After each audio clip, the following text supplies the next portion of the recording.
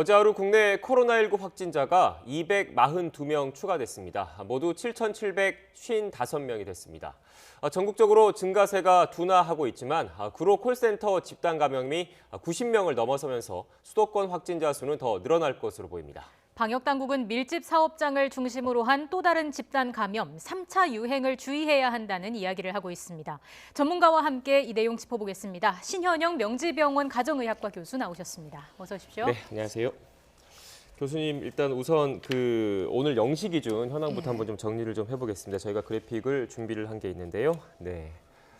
일단 오늘 0시 기준입니다. 총 확진자가 242명 들어서 이제 7,755명이 됐고요. 사망자도 6명이 들어서 60명이 됐습니다. 완치된 환자, 그러니까 완치된 사람도 이제 300명에 육박하고 있습니다. 일단 전반적인 추세를 보면 이제 일일 신규 확진자 수는 좀 둔화된 모습을 좀 보이고 있는 것 같습니다. 근데 다만 우려스러운 건 저희가 앞선 뉴스에서도 계속 전해드렸지만 이제 서울 구로구 콜센터에서 지금 현재 기준으로 94명이 지금 확진 판정을 받았거든요. 근데 아직 검사 결과를 기다리고 계신 분도 있어서 더 늘어날 것으로 좀 우려가 되고 있습니다. 현재 상황 어떤 시점이라고 좀 볼 수 있을까요? 예, 지금 대구 경북은 이제 어느 정도의 조사가 마무리되면서 네. 이제 확진자 수가 많이 줄었습니다. 그런 면에서는 좀 안정세가 있을 수 있긴 하지만 지금 오늘 확진자 수만 해도 242명 중에서 대구 네. 경북보다는 서울 수도권의 확진자들이 늘어난 거죠. 그렇죠. 그렇기 때문에 우리가 다른 지역에서의 이런 집단 감염에 대한 우려가 점점 높아지고 있다. 이것에 대한 예의주시를 해야 된다는 생각이 들고요. 특히나 우리가 그동안에는 너무 대구, 경북에 집중하다 보니 다른 쪽에 바이러스가 노출되는 것을 조금은 등한시하지 않았나라는 지적도 일각에서는 있습니다. 네. 그만큼 바이러스가 다른 지역에서 노출되었을 때 빠르게 확진할 수 있는 우리가 대응 시스템이 있는지 네. 지역적으로 우리가 점검을 해볼 필요가 있고요. 더더욱이 이런 확산 방지를 위한 예방 조치가 이제 집단, 특히 고위험 위치한 사업장이나 아니면 시설 중심으로 해서 예방적인 시스템이 잘 구축될 수 있도록 이제는 만전을 기해야 되는 시점이라고 말할 수 예. 있겠습니다. 지금 밀집 사업장에 대한 어떤 관리나 위생 지침은 따로 없었던 거잖아요. 이걸 방역에 어떤 허점이 있었다고 볼 수 있을까요? 그렇죠. 아쉬운 부분이긴 하죠. 우리가 사회적 거리 두기를 계속 주장을 했지만 네. 모든 사람이 다 그렇다고 쉴 수는 없는 네. 부분이다 그렇죠. 보니 이런 밀집 사업장에서는 영세한, 특히 더 열악한 환경에서의 근로자들이 다닥다닥 붙어서 근무를 하는 상황이 여러 군데 있었다는 거죠. 그런 곳을 들여다보면 집단 감염이 발생하면 이게 확산세가 더 클 수도 있고요. 더더욱이 이런 분들이 열악하다 보니까 마스크를 쓰거나 아니면 손 씻기를 자주 한다거나 아니면 소독 이런 환경적인 개선 시스템에서는 조금 괴리가 있었던 부분도 있고요. 네. 그렇기 때문에 앞으로는 이런 근무 사격장에 대한 매뉴얼을 만들겠다는 거죠, 정부에서. 그러면서 자주 이렇게 환기를 시키고 자주 소독을 하고 또 거기서 근무를 하더라도 되도록이면 서로 간격을 두고 근무할 수 있는 여러 가지 지침들이 이제는 최소한의 그런 것들이 만들어져야 되는 시점이라고 말씀드리겠습니다. 네, 교수님께서 잠시 말씀을 해주셨는데 저희가 지금 콜센터 근무 환경 관련해서 좀 정리를 좀 했습니다. 네. 일단 서울 구로구에 있는 콜센터도 지금 저런 환경이었던 걸로 파악이 되고 있습니다. 일단 많은 직원들이 이제 좁은 공간에서 이제 밀접하게 이제 접촉해서 일단 근무를 하고 있고 또 칸막이로 공간 구획이 돼 있는데 칸막이 높이 자체가 그렇게 높지는 않다고 그러더라고요. 그리고 개인정보 취급 문제 때문에 일단 일반 대기업들 재택근무하는 거 많지 않습니까? 근데 그쵸. 재택근무도 어려운 환경이라고 네. 합니다. 그래서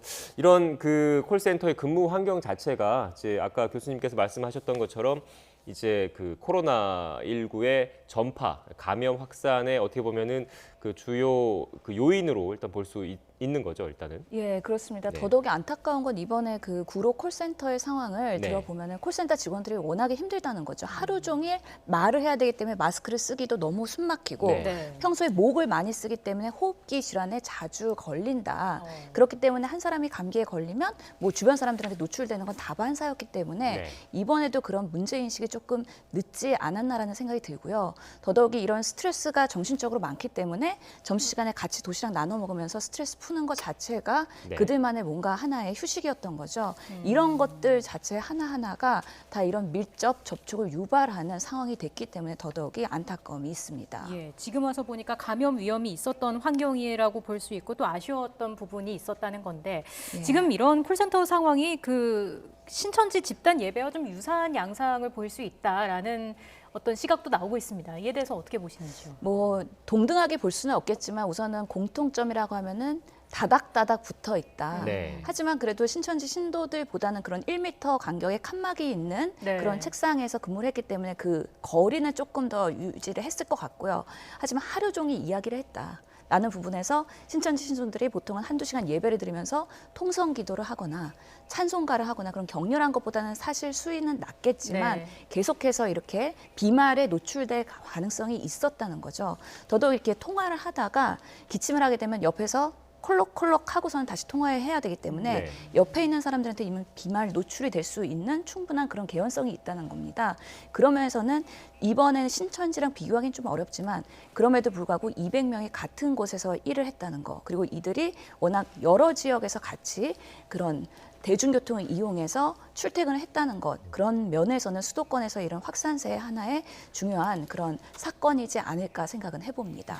네, 이제 교수님께서 이제 말씀하신 것처럼 그 콜센터 같은 이제 밀접 환경에서는 일단 감염의 우려가 크다라는 말씀을 하셨고 저희가 실제로 좀 파악을 좀 해보니까 전국의 콜센터가 지금 745개가 있더라고요. 그리고 서울에만 이제 417개 정도 지금 이제 그래픽이 좀 나오고 있는데요. 네. 지금 서울시에서도 지금 전수조사에 일단 착수한 상태입니다. 그래서 그 추가 감염이라든지 뭐 제3의 이런 증폭 현상이 없도록 일단 지금이라도 이제 보건당국의 이제 그런 대책이 좀 필요해 보입니다.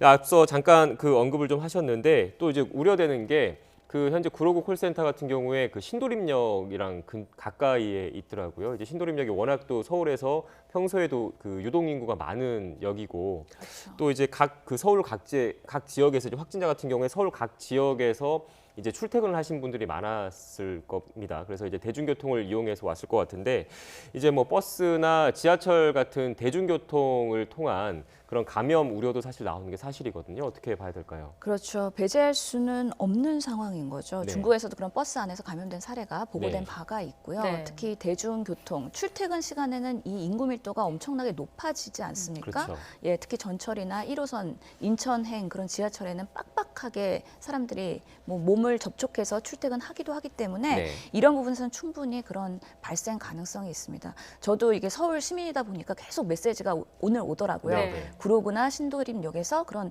노출된 가능성이 있고 증상이 있으면 검사 받아보라는 그런 네. 메시지들이 오던데 그런 만큼 이런 대중교통 이용자들 모든 사람을 전수조사하기는 어렵기 때문에 네. 이럴수록 내가 노출된 가능성이 있다 하면은 자발적으로 나의 증상을 모니터링하고 필요하면 검사를 받고 이런 국민 참여가 중요한 지금 시기라고 말씀드리겠습니다. 또 이제 아마 걱정되실 것 같아요. 그 구로구 이제 코리아 빌딩에 보면 영업 시설이 1층부터 12층까지 있고 예. 그 위에 이상은 또 오피스텔이거든요. 근데 보니까 엘리베이터가 중앙에 4대 정도 있는 것 같던데 같은 엘리베이터를 만약에 탔을 경우에 엘리베이터 내에서 이제 그 비말이라는 게 이제 뭐 버튼이라든지 아니면 예. 엘리베이터 내 손잡이 같은 게 묻어 있으면 좀 그 기온이 낮고 그러면 오래 그 바이러스가 살아 있는 경우도 좀 있다고 그러더라고요. 그럴 예. 경우에 좀 어떻게 보면 그 감염 우려라든지 그런 걱정을 좀 안 해도 될지 싶습니다. 저 예전에 명성교회 그 부목사 그 네. 엘리베이터 안에서의 그 노출 네. 양성된 사건도 있는 만큼 네. 엘리베이터도 이런 밀폐된 공간에서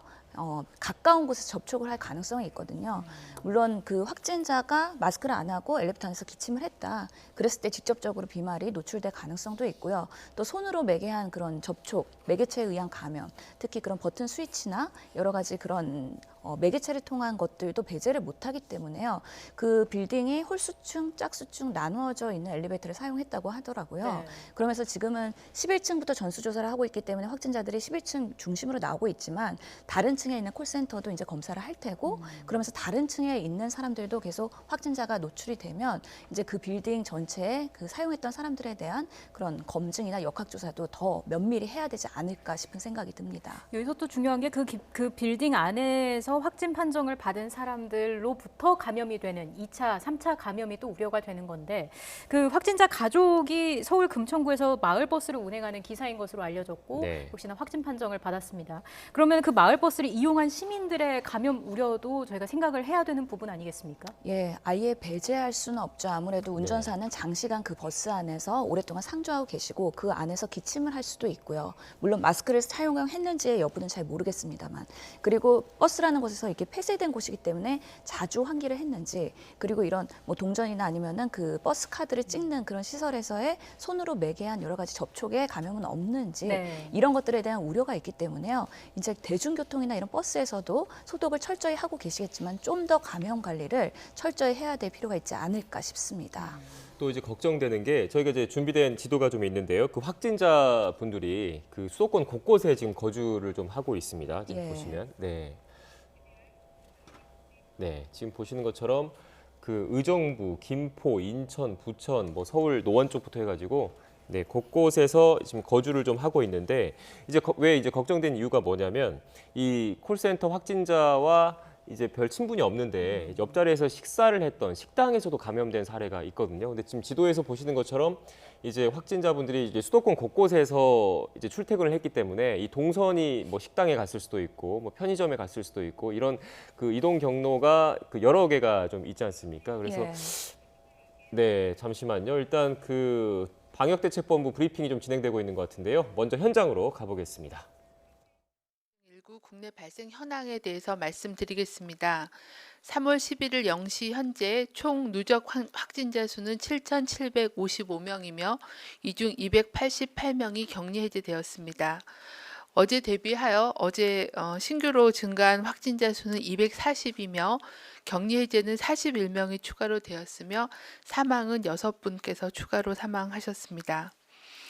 지역별 현황을 보시면은 아직까지는 그 대구와 경북 지역의 환자 수가 90% 가까이 차지를 하고 있습니다. 어제는 아시다시피 구로 콜센터를 중심으로 한 집단 발병이 보고가 되면서 서울과 인천, 경기의 확진자 숫자가 증가한 상황입니다. 전국적으로 보면은 80.1%는 집단 발생과의 연관성이 확인되었습니다. 기타 산발적인 발생 사례나 조사 분류 중인 사례는 19.9% 정도 됩니다. 전체 집단 발병과의 그 연관성이 확인된 사례 중에 60.9%는 신천지 관련으로 분석하고 있습니다. 서울시 구로구 소재 콜센터 관련하여 3월 8일부터 현재까지 90명의 확진 환자가 발생하였으며 감염 경로 및 접촉자에 대한 역학조사가 계속 진행 중에 있습니다. 90명에 대해서는 직원이 77명, 직원의 접촉자로 분류된 게 13명이 확인되었고 현재 계속 확진 검사가 진행 중에 있어서 확진자의 숫자는 더 증가할 수 있을 걸로 보고 있습니다. 가족 접촉자를 제외한 확진 환자, 종사자 77명은 현재까지는 모두 11층 콜센터에서 근무한 걸로 확인되고 있습니다. 같은 회사지만 다른 층, 7층에서 9층에서 근무 중인 다른 콜센터 직원 553명에 대해서는 우선 자가격리 조치하고 검체 검사 등을 실시하여 추가 전파 규모를 확인해 나갈 예정입니다. 중앙방역대책본부는 집단 발생 사례 중에서 집단 시설과 관련된 사례들이 증가하고 있다고 말씀드리겠습니다. 특히 의료기관이 20건으로 가장 많았고 뒤를 이어서 사회복지시설, 종교시설, 그리고 직장, 다중이용시설 등의 순으로 집단 발생 사례가 많았습니다. 특히 밀폐된 닫힌 공간에서 밀접한 접촉이 발생하는 경우에는 전파 가능성이 증가되는 만큼 이런 환경을 가진 사업장 또는 시설 등은 코로나19 전파 차단을 위해서 근무 형태 및 환경을 적극적으로 개선해 주실 것을 당부드립니다. 우선 온라인 업무 또는 재택근무가 가능한 경우에는 이러한 근무 형태를 적극적으로 시행할 것을 공고드립니다. 또한 사무실 내에서는 좌석의 간격 등을 조정해 밀집도를 최대한 낮추고 비말을 통해서 노출되는 사무 공간이나 기자재 표면 등은 깨끗이 자주 닦고 소독할 것을 당부드립니다. 또한 보건관리자를 지정해서 손소독제를 비치하고 주기적인 환경소독과 환기를 실시하고 이를 이외 발열 또는 호흡기 증상 여부를 확인하고 또 종사자, 이용자 등의 방문 및 증상 여부에 대한 이력을 관리할 것도 공고를 드립니다. 또한 유증상자 등의 경우는 출근 등을 중단토록 하되 이로 인해서 종사자들에게 불이익을 주지 않도록 유의해 주실 것도 당부드립니다. 중앙방역대책본부는 이러한 내용을 골자로 고위험 사업장 감염관리 가이드라인을 제작 배포할 예정이며 각 사업장 소관 부처 그리고 지자체를 통해서 세부 유형별 감염관리 지침도 정교하게 마련하여 배포할 계획입니다. 중앙방역대책본부는 지역 감염이 발생하는 주요 국가로부터의 코로나19 추가 유입을 최소화하기 위해 이탈리아와 이란을 검역관리 지역으로 추가 지정할 계획입니다. 추가 지정을 하였습니다. 이에 따라 국내 입국 시 건강상태 질문서를 작성 제출토록 하고 특별 입국 절차를 거쳐 자가진단 앱 설치 등을 하고 입국 후에 증상 발현 모니터링 대상이 되며 필요한 경우에는 검역소에서 유증상자에 대해서는 선제 격리 후에 진단검사를 실시할 계획입니다. 또한 해당 국가 입국자에 대한 정보는 DUR, ITS, 수진자 자격 조회 등을 통해 의료기관에게 정보를 제공하여 진료 시 참조할 수 있도록 하였습니다.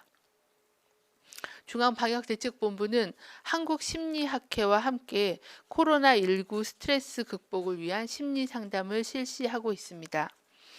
코로나19 유행 상황에서 1339 콜센터로 불안감이나 스트레스를 호소하는 민원이 증가하고 있는 상황입니다. 이에 따라 질병관리본부는 한국심리학회와의 협의를 거쳐 자발적인 참여 의사를 밝히신 심리상담 전문가 230여 명이 협조를 해주셔서 1339 콜센터로 심리상담을 요청하는 경우에는 한국심리학회 상담 전화를 통하여 심리상담을 안내하도록 하겠습니다. 아울러 현재 보건복지부의 코로나19 통합심리지원단에서 전국적으로 전문 상담을 진행하고 있으니 확진자 및 가족은 국가트라우마센터 또는 자가격리자와 일반 국민들께서는 정신건강복지센터에 연락하면 필요한 상담을 받으실 수 있습니다. 중앙방역대책본부는 코로나19의 예방을 위해서는 개인위생 수칙과 사회적 거리 두기의 실천이 중요하다는 것을 다시 한번 당부드립니다. 말씀드린 것처럼 코로나19의 감염증은 초기에 경증 상태에서 전파력이 높기 때문에 각자의 어떤 예방의 노력, 예방 수칙을 준수하는 게 가장 중요한 기본이라고 할 수가 있습니다. 비말, 침방울로 통한 전파를 차단하기 위해서는 2m 정도의 거리두기, 그리고 기침할 때는 입과 코를 가리고 하기, 그리고 유증상자는 마스크를 착용하기, 그리고 사회적 거리두기를 실천하는 등의 비말로 인한 전파 방지의 노력이 필요하고요. 비말이 노출 표면에 오염된 그런 접촉으로 인한 전파를 방지하기 위해서는 가장 중요한 것은 손 씻기입니다. 또한 씻지 않은 손으로 눈, 코, 입을 만져서 바이러스가 침투되는 것을 막아주는 게 필요하겠고 손이 많이 닿는 그런 각종 노출 표면은 락스나 아니면 소독제를 이용해서 깨끗이 닦아주기를 당부를 드립니다.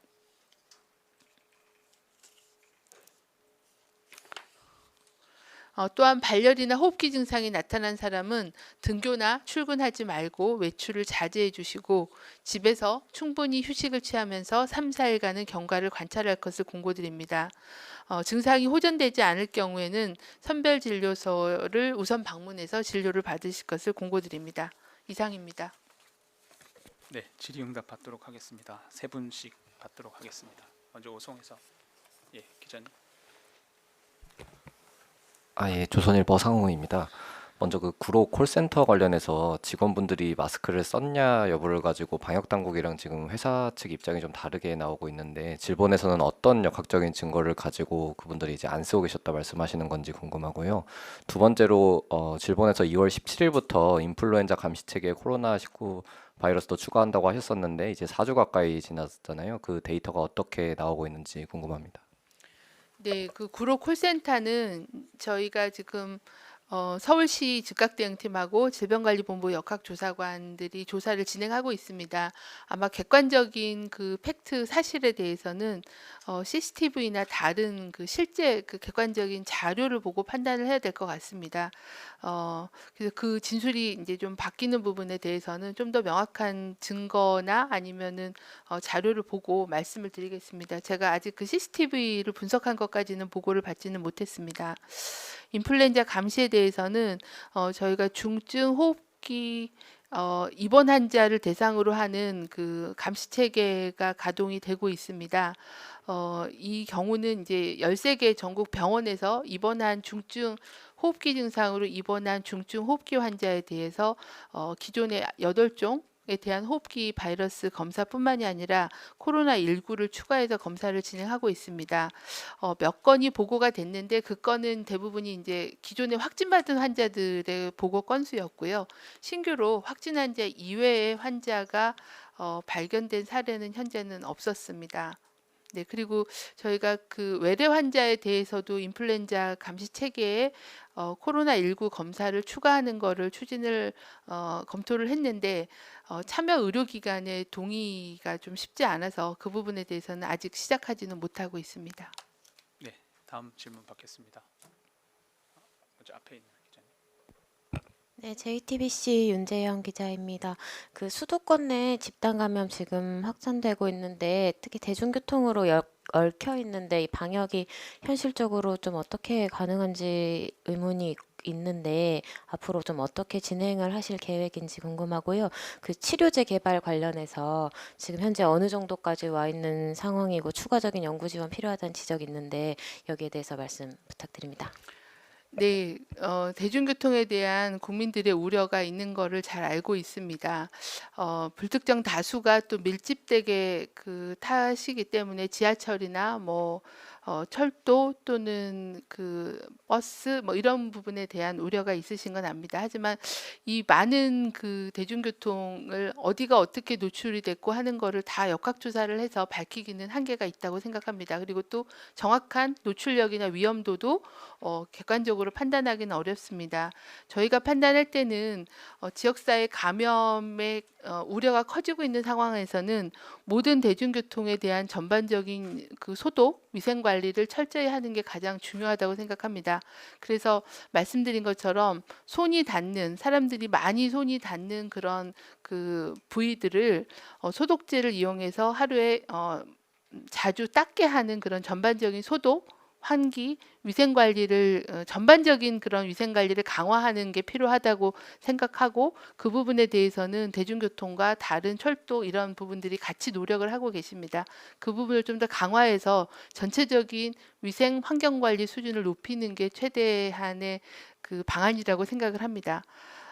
그리고 치료제 개발에 대해서는 여러 가지 단계가 있을 겁니다. 계속 말씀드린 것처럼 가장 빠른 거는 기존에 나와 있는 다른 약물들이 코로나19에 효과가 있는지에 대한 임상 효능에 대한 임상 시험을 진행하는 거고 그거에 대해서는 이제 몇 가지 진행 중인 사항을 말씀을 드렸고 식약처에서도 렘데시비어를 포함해서 임상 시험에 대한 허가가 진행이 돼서 그러니까 기존에 있는 약물들에 대한 재사용에 대한 임상 시험이 가장 먼저 갈 것 같고요. 그 이외에 현재 제한되고 있는 것들은 혈장 치료에 대한 것도 제한이 되고 있고요. 그런 게 이제 아마 가장 빨리 치료제를 개발하는 그런 단계라고 생각합니다. 그 다음에는 다른 그런 약물들을 이 코로나19 바이러스하고 접목시켜 봐서 어떤 기존에 허가받은 약물들이 효과가 있을지에 대한 드럭 리포지셔닝이라고 하는 그런 연구들도 또 출연연이나 아니면 여러 회사들이 진행을 하고 있고요. 또 조금 시간이 더 걸리는 거는 아주 새로운 치료 물질들을 개발하는 그런 굉장히 다단계의 연구들이 구성이 되고 있는 상황입니다.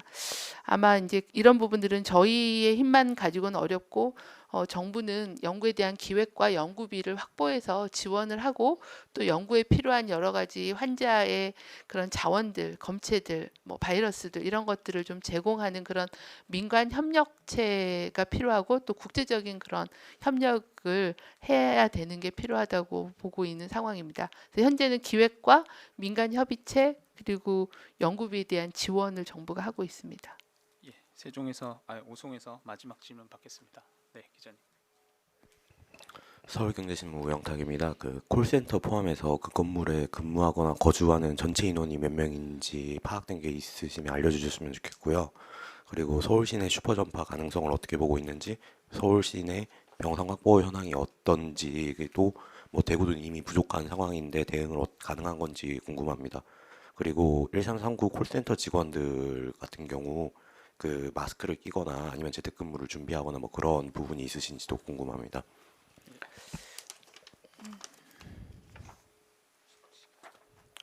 그 구로 콜센터인 경우에는 현재 저희가 말씀드린 것처럼 현재까지는 11층에 근무하는 207명이 이제 대상이 되고 그분들 중에서 환자가 발생했다고 말씀드린 거고요. 그다음 7, 8, 9층에 근무하시는 분이 제가 지금 숫자를 정확하게 모르겠는데 한 550여 분 정도 되시는 걸로 알고 있습니다. 전체 콜센터가 다 해서 760명 정도 되기 때문에 11층이 207명이고 나머지 층이 이제 나머지인 환자분들 그 근무자들이시고요. 그리고 13층 이상은 오피스텔로 돼 있어서 한 140세대가 거주하고 계시기 때문에 그분들께서도 어느 정도 이제 오피스텔이기 때문에 가구원 수가 많지는 않아서 한 200여 분 정도 거주하시는 걸로 파악을 하고 있고 그분들은 주로 그 선별진료소 설치된 데를 통해서 유증상자 검사를 진행하고 있는 상황입니다. 그 아래는 예식장이나 이제 다른 이제 일부 공간들이 있는데 거기에는 그렇게 사람이 많지는 않은 걸로는 알고 있습니다. 제가 전체 그 건물에 입주하고 계시는 환자 그 분들까지는 숫자를 정확하게 가지고 있지는 않습니다. 대략 그 정도 설명을 드리겠습니다. 저희 이제 1339 콜센터도 걱정을 해주시고 저희도 이제 점검을 해봤는데요. 네, 중앙방역대책본부의 브리핑 들으셨습니다. 다시 한번 브리핑에서 나온 내용들을 토대로 지금 상황 정리해드리도록 하겠습니다. 어제 하루 242명이 추가돼서 전국적으로 지금까지 7,755명이 확진 판정을 받았습니다. 그리고 확진자 중에 80.1%가 집단 발병과 연관이 있는 것으로 나타났습니다. 콜센터 집단 감염으로 감염자 수가 전날보다 큰 폭으로 늘어났죠. 콜센터 내 감염자 수는 94명으로 집계가 돼 있는 상황이고 역학조사가 현재 진행되고 있습니다.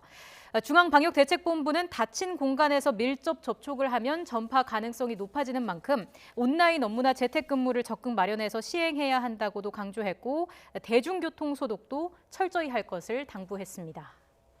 네, 이어서 출연 이어가도록 하겠습니다. 그 앞서 이제 중간에 이제 브리핑이 들어가서 질문이 끊겼었는데 일단 그 코리아 빌딩 이제 구로구 콜센터의 그 확진자분들이 수도권 곳곳에서 일단 출퇴근을 했지 않습니까? 이제 그렇기 때문에 이제 특히 우려스러운 건 이제 확진자 가운데 이제 별로 친분은 없는데 옆자리에서 식사를 하다가 이제 감염되신 분도 있어요. 이제 그만큼 전파력, 감염력이 커서 또 이제 곳곳에 수도권 곳곳에서 출퇴근을 했기 때문에 이제 추가 감염 우려에 대한 그 걱정이 좀 나오는데 어떻습니까? 그렇죠. 앞으로 이 확진자 수가 점점 늘어날 것으로 보이는데요. 네. 예를 들어 식당에서 같이 밥을 먹은 게 아니라 옆자리에 앉아 있었던 사람입니다. 네. 뭐 테이블이 어느 정도의 그 거리를 두고 떨어져 있는지 그런 것들은 정확하게 모르긴 하겠지만 밥을 먹을 때는 주로 마스크를 쓰지 않죠. 그렇죠. 그리고 만약에 밥을 먹다가 확진자가 기침을 하게 되면 보통은 고개를 돌려서 옆으로 하게 될 수도 있습니다. 그런 만큼 이 2m 내 안에 있다면 이런 밀접 접촉이나 이런 비말 감염에 노출이 있을 수 있다는 얘기시죠. 네.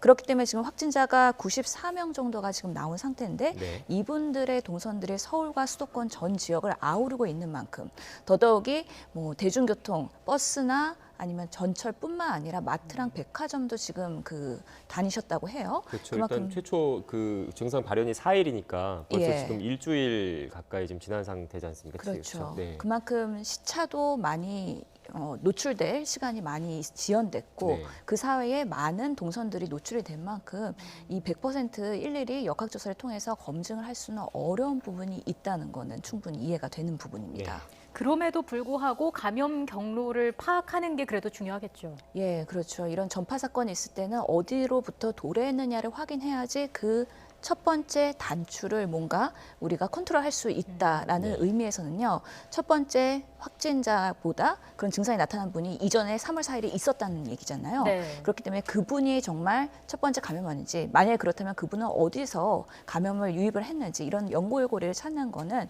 우리가 그래도 지금 지역사회 감염의 그런 우려가 매우 큰 상황에서도 중요한 부분이라고 말씀드리겠습니다. 네, 또 지금 이제 궁금한 게 이번에 그 콜센터 직원 가운데 이제 현재까지 파악된 게 신천지 교인이 5명 정도 있는 것으로 파악이 됐습니다. 물론 이제 음성 확인이 됐는데 이제 전체 직원들을 대상으로 이제 신천지 교인 여부에 대한 조사 필요성도 좀 있어 보이는데 어떻게 보십니까? 신천지와의 관련성이 있는지 역학적으로 판단하는 데는 도움이 되겠죠. 네네. 그렇지만 뭐 지금 아직까지는 그런 감염원이 누구인지 첫 번째 네. 오리진이 모르는 상황이고, 특히 대구 경북과의 관련성이 있는지 아니면 중국과의 연관성이 있는지 그런 것들에 대해서는 전혀 나온 바가 없긴 하기 때문에 네. 뭐 가능성 있는 그런 위험 요소들에 대해서는 확인해보고 그 연결고리를 추측하고 검증해보는 거는 도움이 될 것 같다는 판단이 됩니다. 네. 교수님, 그럼 지금까지 나온 상황을 좀 종합해 봤을 때 코로나19의 어떤 전파력의 속도나 강도는 어느 정도로 판단할 수 있을까요? 예, 뭐 지금 그 한 명의 전파자가 몇 명을 또 전파시키느냐, 그 수치는 2에서 4 정도로 되어 있기 때문에 네. 2명에서 4명이라고 하긴 하지만 여러 가지 상황과 밀집도, 노출 정도에 따라서 이 편차가 엄청나게 차이가 있다라는 것은 우리가 슈퍼 전파 사건이나 여러 가지 상황을 보고서는 우리가 이미 경험을 한 바가 있습니다. 네. 어려운 것은 초기에 내가 증상을 못 느끼는 아주 경미한 증상으로 시작한다는 거. 네. 그리고 그런 경미한 증상에도 불구하고 전파력은 꽤 세다는 거. 이런 것들이 기존의 사스나 메르스와는 좀 차이가 있다는 거죠. 그렇기 때문에 지역사회 감염뿐만 아니라 원내 감염, 그렇기 때문에 자유로운 것이 없는 만큼 지금으로서는 우리 국민들이 누구나 노출될 수 있다는 전제하에서 나한테 어떤 증상이 나타나지 않는지, 증상이 나타나면 마스크 쓰고 스스로 자가격리할 수 있는 상황을 만들고, 증상이 지속된다고 하면은 스스로 검사를 받는 그런 시스템이 우리 사회에서 인정을 받고 그런 것들이 격려가 되는 분위기로 계속 만들어지지 않으면 이런 확진자들이 계속 늘어날 것으로 예상이 됩니다. 근데 또 이제 걱정되는 게 이제 콜센터 같은 그 다중 그 밀접 시설, 그리고 뭐 PC방이나 뭐 그 학원 같은 다중 이용 시설 외에 또 이제 걱정되는 게 병원입니다. 병원 내 감염. 최근에 지금 일산 백병원 같은 경우에도 이제 응급실을 찾은 50대 여성이 이제 확진 판정을 받아가지고 이제 응급실이 폐쇄가 됐습니다.